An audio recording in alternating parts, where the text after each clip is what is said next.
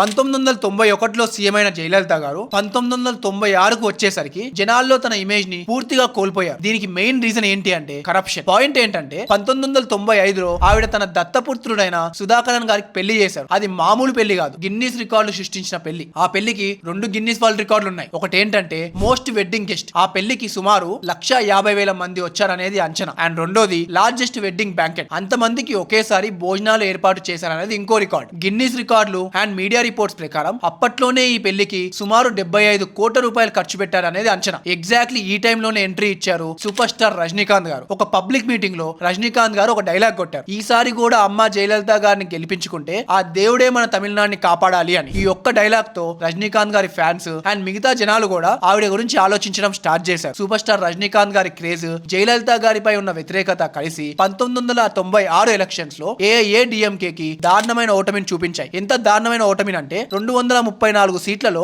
AIADMK కి వచ్చింది కేవలం 4 సీట్లు మాత్రమే. లాస్ట్ కి జయలలిత గారు తన సొంత నియోజకవర్గంలో కూడా ఓడిపోయారు. కరుణానిధి గారు డిఎంకే టీఎంసీ అలయన్స్ తో ల్యాండ్ స్లైడ్ విక్టరీ కొట్టారు. 1996 ఎలక్షన్ తర్వాత అమ్మ జయలలిత గారు ఎలా కంబ్యాక్ ఇచ్చారు అనేది నెక్స్ట్ వచ్చే ఎపిసోడ్స్ లో చూద్దాం. కాంటెంట్ నచ్చితే ఫాలో కొట్టండి.